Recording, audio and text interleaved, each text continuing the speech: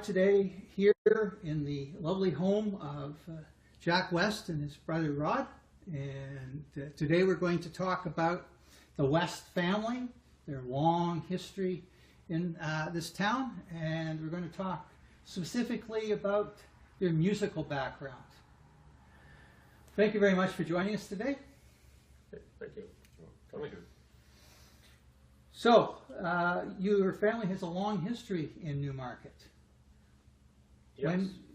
I think you told me that your grandfather was the mayor at one time. Yes, he was. So that's John Nesbitt. He had an implement shop on Main Street, but also sold cars. Maybe the first GM cars in Newmarket.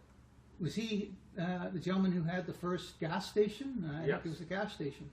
Right on Main Street. Yeah, Main Street. Right where Times Square is now. So the ceiling's still the same, as it was back then, the 30s and 40s. Wow. Yeah. It's interesting. And how long was he the mayor? At least, he was up at least twice. Wow. Yeah. So in the 30s, something like that. Yes, yes. Maybe in the early 40s. No, No. I think it was in the 30s. Okay. I think actually his first short spell as mayor was in the late 20s, and then he came back Oh, a okay. little bit later in the early 30s. Okay. Interesting. But I guess most people know the West family for music. Your father had a band, and during, I guess, what, the 30s and 40s? Did it stretch into the 50s? He started in the 20s. We started in the 20s. Yeah, they had a band in 1921. Went on for a good 50 years. My gosh. And he was a town employee as well. Yes. Yeah. Art West and his orchestra. Art West and his orchestra. The Art West Orchestra. They played a lot of local dances, and not only in Newmarket, but the surrounding countryside. Well, I know in doing interviews with people, they often mention the Art West band, and they talk about going to Musselman's Lake, and, you know. So Schaumburg. Schaumburg. Well, so he was famous. So I guess The Lake Simcoe. Lake Simcoe? Different spots up there. boy, he was famous. I remember actually playing with him once a barn dance in Church Hill, which is a little community on north of Bradford on Highway 11. So they did all kinds of dances, square dances, round dances, of course, too. The whole bit. Very flexible. Yeah. And what do you think it was a good living? I'm going to get to you and whether what you think about the money that you can make in music, but do you think it was a good living for him? I think so, especially in the Depression. A lot of people still danced because they didn't have TVs and stuff. So people like to get to a dance and stuff. They were often playing, Jack, I think you might remember, we would see from Dad's diary, 5 or 6 nights a week. My gosh. Different places, yeah. So it was financially a good thing because money was hard to get back in those days. Yeah. I don't know how he ever did it. Well, You know? his family all went into music too. I guess all of you went into music in some way. I'd say some of us. Right? Yeah, right. Myself, Jack, Buddy were the horn players. Linda was the piano player. And I think Roseanne took lessons too. Yeah. I'm not sure about Pat or Maureen, but they had other interests. Yeah. So, but yeah, we all got involved. So that must have been wonderful. You know, you had a father that was musical. Was your grandfather musical? He liked music. He loved music. Yeah. I don't know if he played. Mm-hmm. I No. recall every Sunday after church, we pile in the car and we bring our grandfather along with us back to our house on Millard Avenue. My dad we'd have a breakfast, whatever, and then my dad would sit down at the piano, and my mother would often sing along with some of those tunes, and our grandfather, he'd sit in his chair. He was having a bit of a hard time with physical condition. So he loved to sit, sipping on a nice bottle or a glass of rye water, whatever, ginger, and watch all the there were 7 of us actually over the years, 7 kids, but we would march around through the house to the tunes that my dad played on the piano. And then, as we got a bit older, I learned to play the cornet, trumpet, Jack on the drums, Buddy on the trombone. We would accompany my father with all these tunes that he knew and played, and so we learned a lot of standard tunes, so-called. And the grandfather would give out the silver dimes. That's right. That's in March, every kid. week. Yep. So that's every week 7 dimes. He kept collecting. Wow. That went towards the turkey and Christmas time. Interesting. Yeah. And so, and you're both still involved in music. I know you taught music, and of course you were a musician, and you're still a musician. Still playing, still trying to get it right, Rick.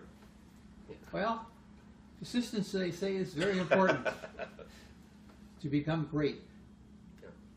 So, would you say that, as far as your music background, would you say that this was a great way to meet people? There's a lot of musicians. I've interviewed people who referred to a lot of musicians that we had around Newmarket at the time. Of course, the Max Bogue band was also around at that time, and he employed a lot of local people as well. So, Yeah. This guy Newmarket was was in the very- Max Bogue band in the 40s. Yeah, in the I 40s. got my first job ever playing in a dance band at Max's Club 14, which was a kind of a nightclub for Newmarket during the war years when the guys were at the camp, and of course there were a lot of young ladies too from the area who would go to these dances and meet these young fellows. But Max put on a great orchestra. He had all the best equipment and stuff that you could buy, that you could ask for. Yes, Isha Goodman was one of the piano players. He had almost had become a concert pianist, and then I don't know. He discovered this other kind of music, and he put on a show that really Top of the line. top of the line. Almost like Liberace. Incredible. Yeah, that's right. He was like What's that one he played so much with you guys? Right? Bumble Boogie. Oh, yeah. Kumada was another one, and the people would just crowd up around the stage to He see does him stand. play, and listen to him play. They I were don't all- think I don't think most people who either grew up in Newmarket or are new to Newmarket, I don't think they realize the musical history that we have in this town. Yes. I know, doing the interviews that I've been doing over the last few years, I noticed that that's something that everybody refers to is the great music that came out of Newmarket. Yeah. So that Club 14 must have been quite the place. I know my mother talked about Club 14 during the war. Did she? It's a happening place. Right. The building's still there. I think it's on Millard Avenue, near the corner of Raglan there. And Millard, yeah. It's a Masonic Hall, I believe. It's now the Masonic Hall. Really? Okay. I thought that was next door, but anyway, it's right there. Whatever. According to the ads, it Oh. looks a lot like the Masonic Hall. Okay. Quite a transformation from dance hall to Masonic Hall. So, Right. the other thing that always interests me, I think, about the whole concept of the whole family being involved in music, or virtually the whole family being involved in music, is you must have been able to put together a pretty good band yourself. With you said 4 of you or 3 of you were on horns, and you had a piano player, and Yeah. you had a vocalist. You didn't really need to go outside the family to. At times, no. Could easily do that. We did do a lot of it, but we were in different. Well, you were with different groups. I was with different groups. I recall a couple of times our band, that family band did play. Yeah. Once a New Year's job up at Sharon. Yeah. And another time at a wedding, Sally Bryce's Oh, gosh, yeah. wedding. And Yeah. that was the time when the Tijuana Brass were really popular. That'd be the late 60s or so. So there we were playing a lot of these Herb Alpert tunes at, Oh, that was amazing. at the wedding, amongst other things, of course. But Howard Bryce, young Buddy Bryce, was one of our great fans too. He enjoyed that music. Yeah. Well, it's great that you were able to constantly be updating your repertoire. I know you said that your father had an incredible catalog Yes. of music. Yeah. Tell us a little bit about that. Well, around 2,200 folders or arrangements. And it was in a mess a bit for a while, but we sorted that out. Put it all back together. And I guess you had the commercial department fix it up on alphabetical and by numbers. So, yeah, it was really well organized in the end. Took up a whole wall in our rec room and shelf. And a sort of a side event of that, often he would be down to the Toronto to a certain music store, and there would be a young lady play all the brand new tunes of the day, and her name was Ruth Lowe. She was a beautiful player, young lady, and of course she became very famous because later she composed some tunes, and Frank Sinatra made records of them, and one of them was Put Your Dreams Away for Another Day, which was often his closing number, and then another one, I'll Never Smile Again, which is probably the most famous one that she ever did. But Yeah. She not only played them well, she wrote some really beautiful material. Anyway, that's how the band leaders of the day would go down and hear what was coming along from the composers. So, what other famous people have you worked with? How about that trombone player? Greystones. Ellis Surratt, one of the, and probably not a name known as well as she should have been. One of the great musicians we ever knew, Ellis Surratt. We lived in the Aurora area, Ajax, Yeah. I think, and she played with That Ida famous- Ray Hutton. That's the one. And Yeah, that also- was around the world. Yeah, and then later Joan Fairfax Oh. had a Canadian Oh. all-girl orchestra. But she came and played with us at the Greystones, especially if you yeah, get out there. yeah, great Outstanding. player. I mean, you could just, she radiated out, the sound was amazing. And I played with the Toronto Symphony Did you? just for the opening of Roy Thompson Hall. Oh, okay. They needed some extra players, to play a certain special tune. So that's about as highfalutin as I ever got. That was on those long trumpets. Harold trumpets. Yes, that's right. That's right. That was a big opening. So that was my biggest sort of name in that regard. Good. Did you get an opportunity, since you're so interested in music, did you get an opportunity to see any of the greats of music? Oh boy. Give We us an got this- idea of some of the. Oh, Stan Kenton. We spent a week with him at York University learning jazz. We were both down there for the clinics. We got to know him fairly well, and we went to interview him. Jack did a great interview with Stan Kenton Yeah, it's on amazing. tape, on video. Yeah, I was doing a You still got television it? course. Yes. You still yes. have to. Yeah, that was amazing. We should broadcast that. I think it should be, Yes, we should because broadcast it's that. really informative. Mhm. And Yeah. Stan treated Jack just Yeah. as an equal, answered all the questions, and he had some good questions for him, I'll tell you. He put him on the spot. Yeah. So we saw Count Basie a lot. We saw Woody Herman, Count Gene Krupa. I brought him over for a drink one night. Henry Cuesta, we got to know him in ballad. And remember how about Frank Sinatra? Oh, We saw Frank a few times. yeah. Jack saw him, whereabouts in the museum, Jack? Las Uh, Vegas? Atlantic City. Atlantic City. Yeah, but at the Valley. Yeah, never That- forget it. That's where I saw him too. Oh, And my sister Maureen saw Frank at the Golden Nugget, Las Vegas. oh, And what a show he put on. That music to us was fabulous with the great orchestra and so on and so forth. yeah. Take a second and give us an idea of some of the local musicians that you played with. Maybe they weren't famous, maybe they weren't world famous, but I'm sure that people watching out there would love to hear of some of the people who are the musicians of the day in the Newmarket area. I think of people like Don Langford Oh, yeah. and his brother Vic. And Glenn. And Glenn, of course. Outstanding. The whole musicians. family. Great musicians. Roy Keys. Even though we didn't know him a Roy long Keyes, time, he was yeah. quite amazing. Peter Ash, Yes, Peter Ash, trombone player. outstanding. He was in the Toronto Symphony for years. Motorcycle guy. Yeah. Bill Gregg.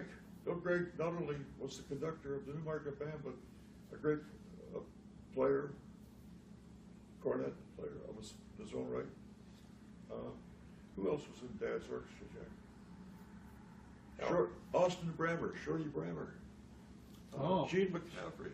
Yeah, Ernie McCaffrey. yeah. Great. And these guys were the greatest. Jack Harlow. Jack Arlett, my hero. I still play some of Jack Arlett's trumpet licks Yeah, Wow. that I remembered him playing at the Club 14. really. Yeah. And I've been since in touch with his son, Brent. We've talked about this and so on and so forth. Jack McCaffrey came along. Jack McCaffrey. I think there was a Pepiot, wasn't there? Oh, too? yeah. Jack. Jack. Yeah. What a Yeah. piano player. Mhm. He I wasn't- grew up with his. I grew up with Oh. his son, and his son used to invite me over, Oh. and his father would play the piano, and I was Okay. being Jack. somebody who's not particularly musical. I was mesmerized by. Oh, He was But a he's- lovely player. He was ahead of her. He sort of had that modern touch too. You know, he was right with it into the jazz area more than most. Harvey Berlin oh, comes to mind.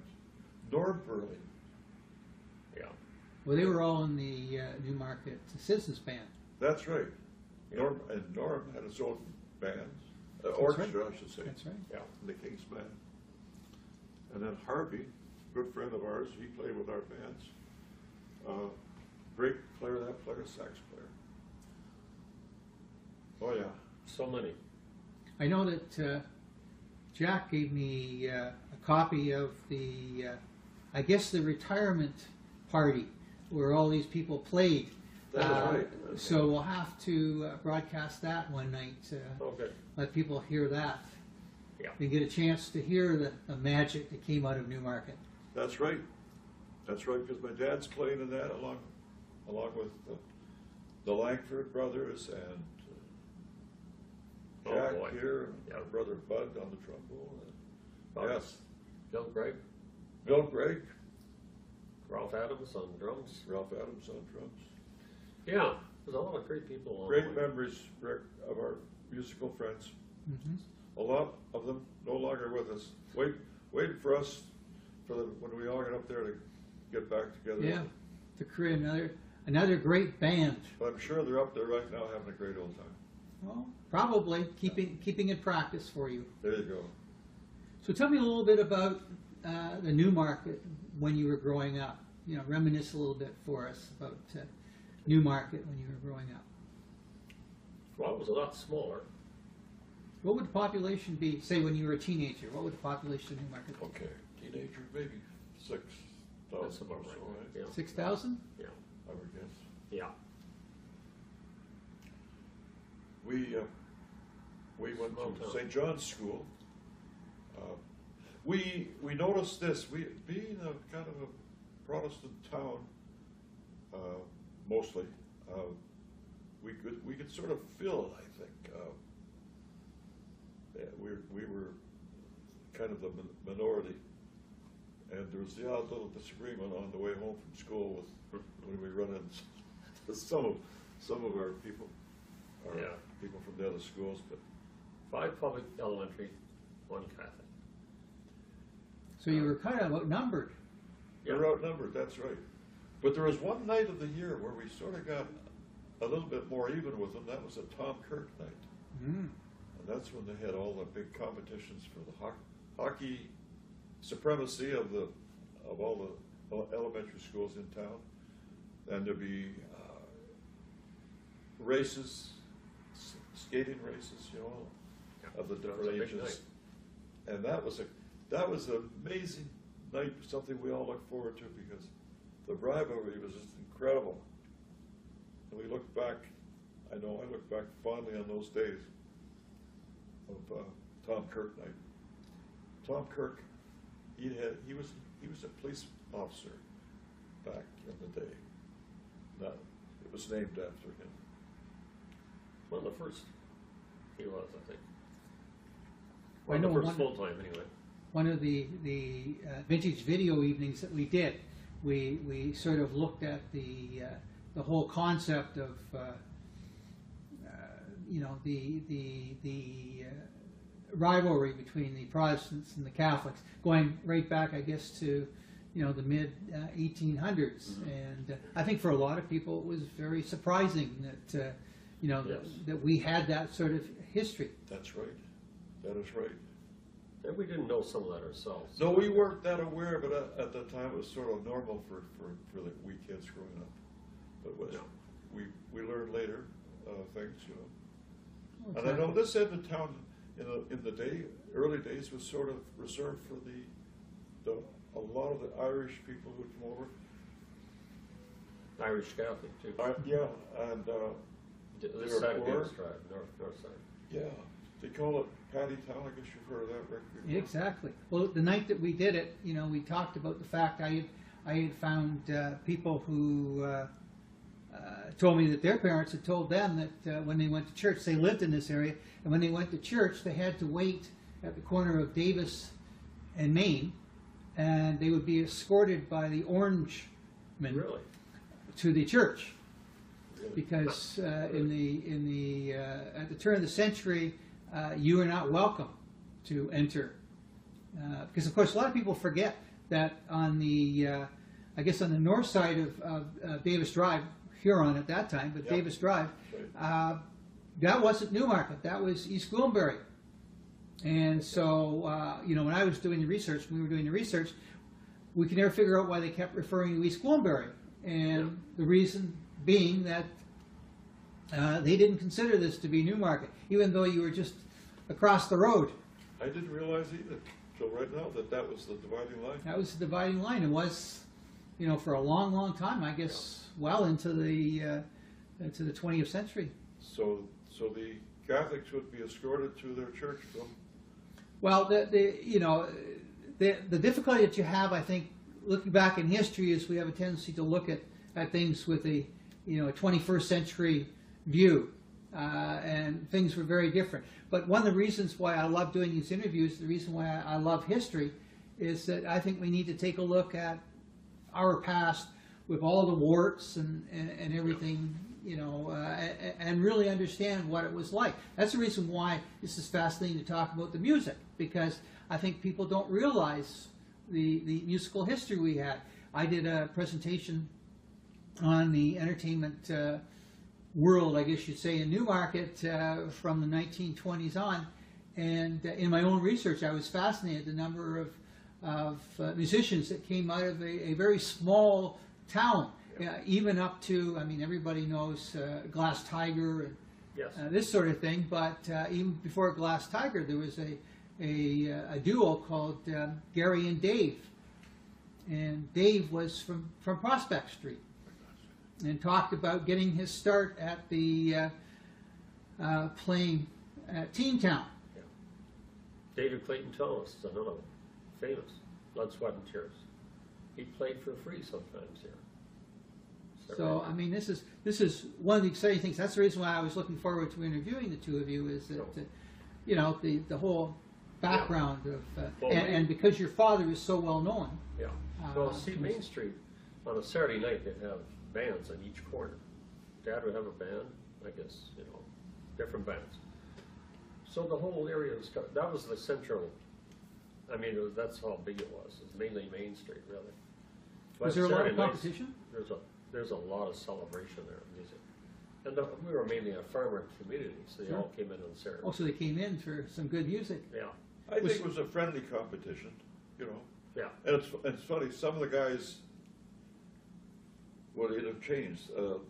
They all didn't have jobs the same night, so some players from other bands would be Yeah, switched over to yeah, we a moved different around band a bit. later. So it would be fair to say it was a small world. Obviously, with 6,000 people, it would be a small world, but I guess the musical scene was a small world.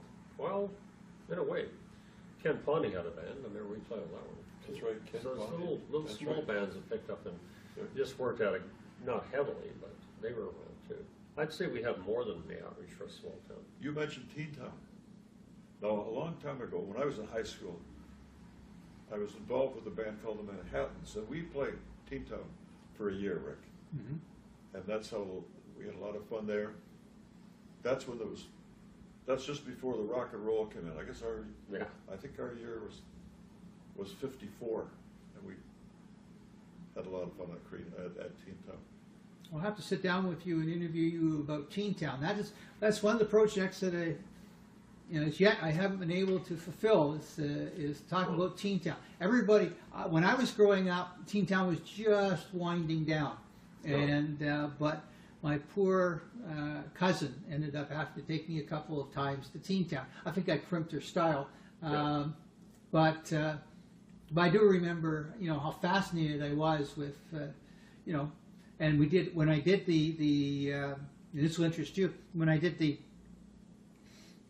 special project on the musical scene in Newmarket, I contacted Bobby Curtola, who gave me a wonderful rendition of what he remembered about Teen Town. He remembered that the stage was so crooked that the drum kept rolling off. And but he could even remember the songs that he did when he performed here. So that was amazing. And, Yes. So that really excited me. So what would you say is your biggest memory from growing up in Newmarket? Why don't you start that The time Biggest I finally graduated from high school. Ah, It was a struggle, Rick. it was. Yes, the only trouble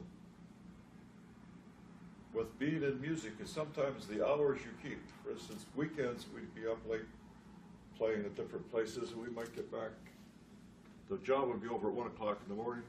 We'd stop at Food Haven at Bradford there for a hot beef sandwich and the fries and the whole bit. Yeah. And it'd be 3 or 4 o'clock before we get home.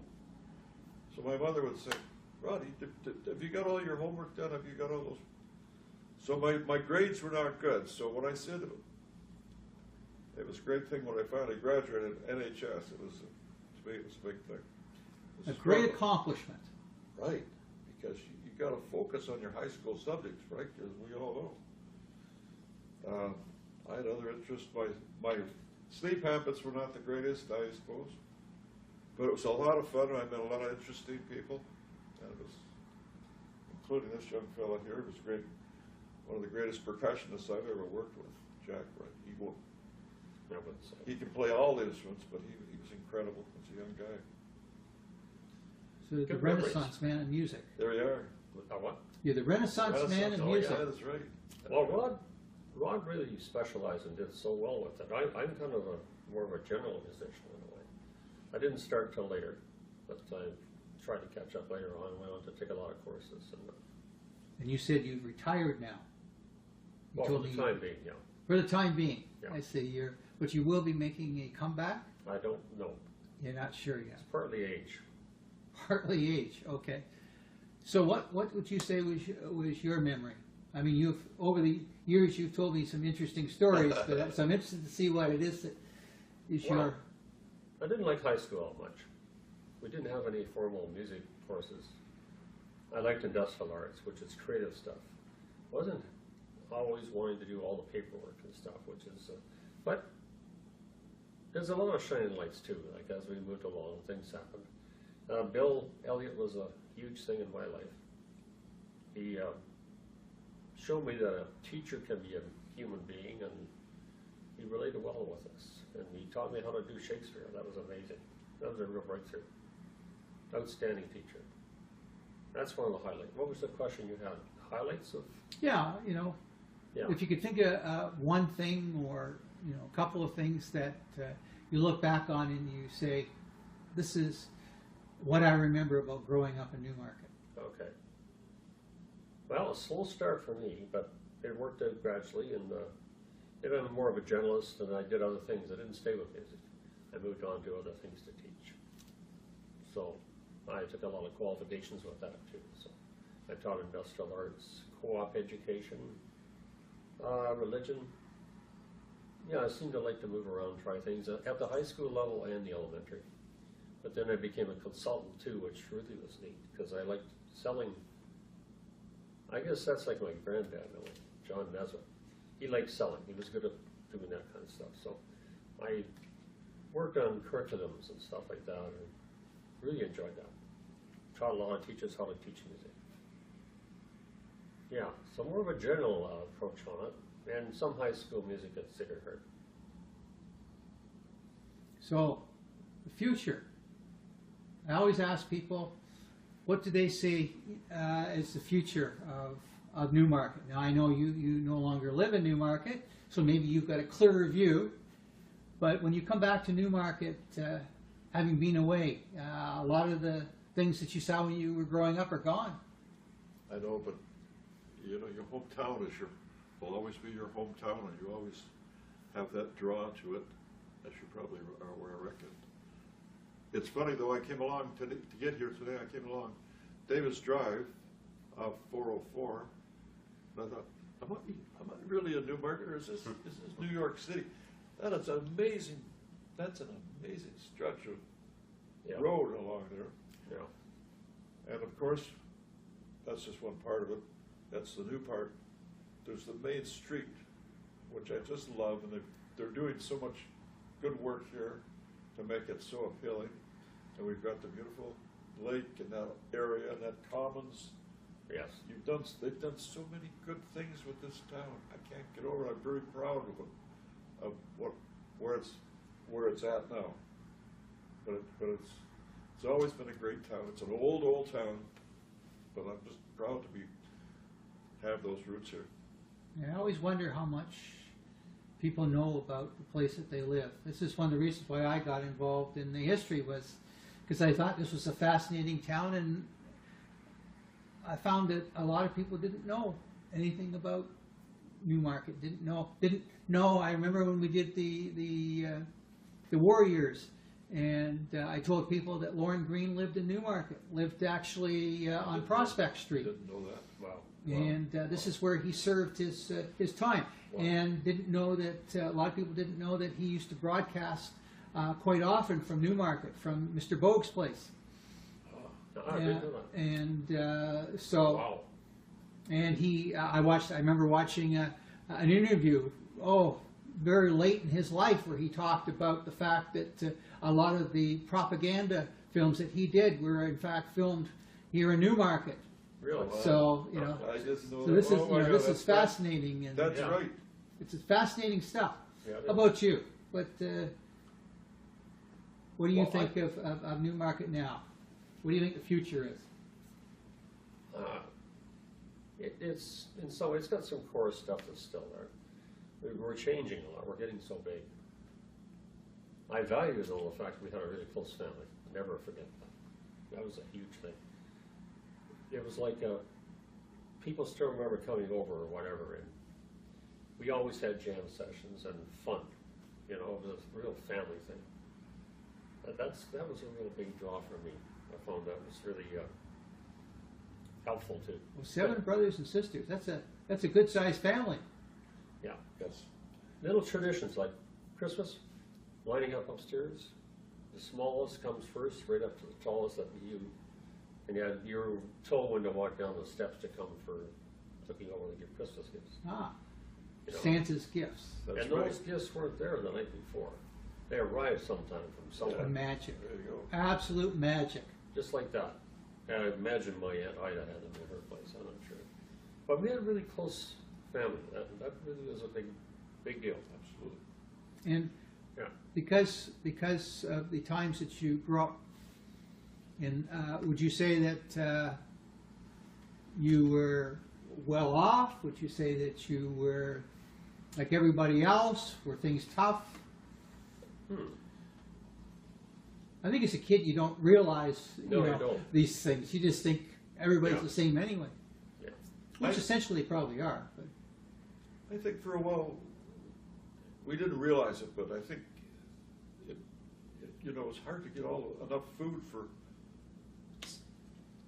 9 or 10 people, because not only did we have our 7 kids, but we had my father's uncle staying with us for a while. So it's, we were not overfed, let's put it that way, but I think we had We're lucky to have good meals. the essentials. Yeah, we And had our the mother essentials. worked so hard, Yeah. yeah, no, it's as I've been doing this, I interview a lot of people who are in their 70s and 80s, and they talk warmly of their parents, Yeah. realizing what the sacrifices that their parents made. Yes. I bet you if we had interviewed them, 40 years ago, they probably would maybe not be as quite as grateful. But over the years, I think you realize not only how wonderful your parents were, but how wonderful it was to grow up where you grew up. Yeah. True enough. Well, we should probably wrap this up. I thank you very much. I'd like to ask that maybe at another time we can sit and talk about another topic. I'd love to talk to you about Teen Town, which is a real interest of mine. And but thank you very much for joining us. Our pleasure. Thank you, Rick. Thanks, Rick. Take care. Good. Bye.